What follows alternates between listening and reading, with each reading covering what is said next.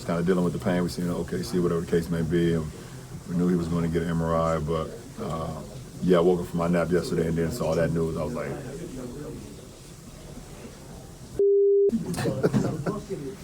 that was literally my tone. Yeah, timing really could not be worse for the Lakers, who obviously were on a roll and really pushing for the playoffs. There's a handful of games left in the regular season, so now it falls on the king. How far can LeBron carry these Lakers without AR and Luka? They're going home in April. There's without Luka and without AR, the Lakers are going home in April. Ladies and gentlemen, they couldn't stop a cold against the Dallas Mavericks. They couldn't stop anybody. And when AR and Luka Doncic are looking like better defenders than the people you had on the floor, it ain't nowhere to go from there. Now, in fairness to the Lakers, LeBron, Kennard, DeAndre Ayton, Hachimura, LaRavia, they had never started. They never shared the floor together this season, let alone started. They hadn't shared the floor together this entire season. So I'm willing to say maybe that's a reason, but they just looked porous defensively. And you can't ask LeBron, who was exceptional yet again, you can't ask him to turn around and carry the load as a number one option at the age of 41 in his 23rd season, which obviously he is now that Luka and AR are out. There's but so much you can ask. I love what J.J. Redick said. These guys are planning on coming back. They're not giving up on coming back, meaning Austin Reaves and Luka Doncic. We know that. So it's our job to extend the season in time for them to be able to return to action. I don't know if the Lakers could do that. I think that in order for the Lakers to have any shot, they both have to be back somewhere midway through the first round in order for the Lakers to pull this off. Otherwise, the Lakers, I'm giving them zero, I repeat, zero chance of getting out of the first round, which means their season ends this month. It's sad. Like, that's what comes up for me as someone that has been an observer and has covered the NBA for so many years. You'll be hard-pressed to find a double whammy to hit a team in the same night, a triple whammy. First, you get waxed by OKC. Yeah. You come back to earth. Whammy to hit a team in the same night, a triple whammy. First, you get waxed by OKC. Yeah. You come back to earth, and then you lose your best player, and then you lose your second option, and then you're left with your 41-year-old hanging on by a thread, his future with this franchise. Now you're putting everything on him. And I think this is where you see the atrophy in LeBron, the fact that if this were 5 years ago, Stephen A., we'd be saying, you know what, we give LeBron a chance against That's right. the Timberwolves. We give him a chance against the Houston Rockets. I still give them, Stephen A puncher's chance against the Houston Rockets just because they're so porous in the clutch. And LeBron, if is nothing else, is the greatest supercomputer that this league has ever seen. But that will require the Lakers to keep things close. That will require the Lakers to play enough defense to keep Houston from running away. They have no chance against Denver. They have no chance against Minnesota. Against Houston, maybe you give them a slight chance to extend it to a sixth game. And Luka Doncic is going over to Europe to get second options and everything else. I'm worried about that because, Stephen A., with a hamstring and you risking it, once you start having hamstring issues, once you start having soft tissue issues. Wait, you're worried about the injury or you're worried about him getting the treatment? No, I'm worried about not necessarily the treatment, but if you're pushing yourself to this and you wind up popping your hamstring. It's not just this season you're worried about. This is year 8 for Luka Doncic. Like, he's not a year 3, year 4 guy anymore. So you don't want this guy to have hamstring issues for the duration of his career because you're trying something that's a very low risk reward proposition anyway. We talked about how porous the Lakers defense is. Even when those guys were there, the ceiling was lower, and we're extrapolating and saying maybe, just maybe. I wouldn't want to risk this if I'm the Lakers and Luka Doncic for their future. A couple of things. Number one, naturally in our society today, trolls exist everywhere. And so you had some lying asses on social media talking about, I said Luka Doncic was faking his injury. I was joking about that. I said they got their ass kicked so badly, it almost looked like it was an excuse for him to leave the game. That is what I said. I would never say that a player is faking an injury, not to mention the fact that Luka Doncic has a history of hamstring injuries. So let's get that out the way now. Secondly, when you think about Luka Doncic and him coming back, you are right. Lakers got to make a decision. He is their future. And you certainly don't want to rush him back. That's number two. Number three, LeBron James had only played one game this season without both Luka and Austin Reaves. Other night against Dallas was the second game that has happened. So all of those things contribute to a lack of chemistry or whatever, and still he was able to go out there and do what the hell he did, which once again just illustrates his greatness. But you don't have much. And I think that unfortunately, and I think this month is going to be very, very hard for LeBron James. And I'm going to tell you why. They're going to lose, okay? You're not winning in the playoffs without Luka and Austin Reaves. You have no chance, zero, because it's Denver, it's Minnesota, it's Houston.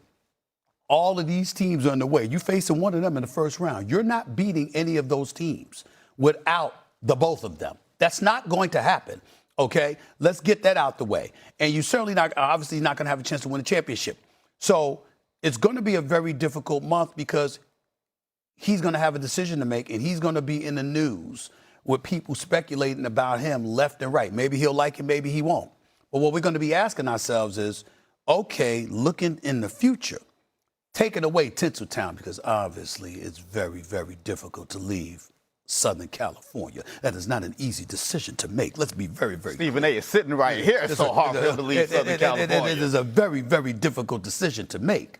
But in the event that you're contemplating making that decision, it comes down to the belief that you have in who you are with Luka and AR in the lineup compared to what you could have back in Cleveland if you decide to make that move there next year, because you are going to be a free agent. These are things that people are going to speculate about in the weeks to come, and they should. It's not that LeBron is playing with house money. He doesn't lose. He's looked great this year at many, many points, obviously just cementing his greatness and his contribution to L.A. We get that part. We know that Luka's the future. We know they got to make a decision about how much you're going to pay AR, all right, or whether or not you are going to pay AR, or you're going to move him for some assets. And even then you want to sign him first because he's only at about $13 million, due to make about $14 million next year. And you want to give him the big money that he deserves, by the way, because he easily deserves about $35 million a year in today's economy. Easily, AR deserves that. So knowing that, you got to get that signed and make sure you can get equitable compensation in return for his services in the event that you want to let him go. And if you don't want to let him go, what are you going to do with LeBron, who's a free agent, and he can make whatever decision he wants? And it's going to come down to what level of belief he has. It could come down to that, unless he's making it for personal reasons. I don't want to leave California. I don't want to go back to Lake Erie. I like the warm southern sunshine out here. But if it's strictly about basketball, it's going to come down to, do I have a better shot in L.A.? And everybody knows the answer to that is no. With OKC, San Antonio, Houston going to have a point guard back at Van Vliet next year, okay? Minnesota, Denver. You clearly have a better shot of getting back to the finals and ending your career on a championship run if you joined Harden, Mitchell, Mobley, and Allen and the crew in Cleveland. So all of those things are going to be speculation that we'll touch on in the weeks to come.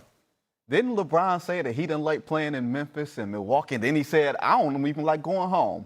I don't think he wants to play. I didn't hear that last part. I didn't hear that. Honestly, I didn't. I'm not saying you're lying. I didn't hear that part. I didn't hear that. I don't think LeBron, at age 41, wants to spend another winter in Ohio. Okay. I think if he's going to explore other things, he's going to stay west, right? Maybe it's San Francisco. Maybe it's the Clippers. Maybe you stay in L.A. I think he's going to have the oyster in front of him. The problem is, if next season is his last season, do you want to go on a farewell tour with a franchise you don't know, with a franchise that does not know you? Right.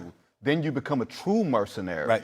And it's an ending that isn't fitting for his career. I will say this to you, last part. I want to be totally fair to LeBron James here. I think he's playing with house money in this regard as well. If he stays in L.A., who can blame him? Mm-hmm. If he goes to Cleveland, who can blame him?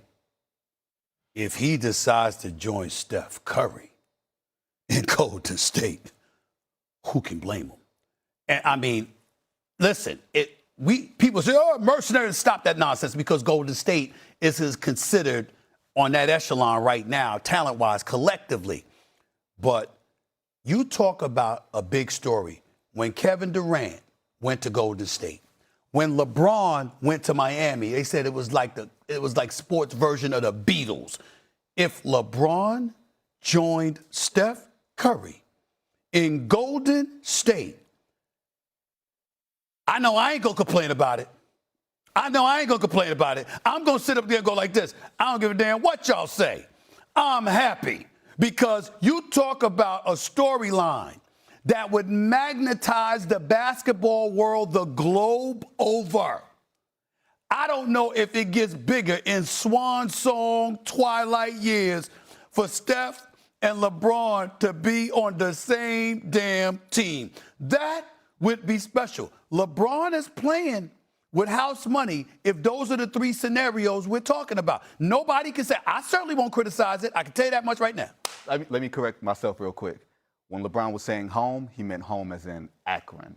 I took home as in Cleveland. Now, LeBron and Steph, Twilight Zone. You said Twilight Zone. Yeah. Crazy town. It would be two biggest stars of our generation. It would be insane. I'm just telling you right now that Current play. the only thing that would usurp that as a storyline is football.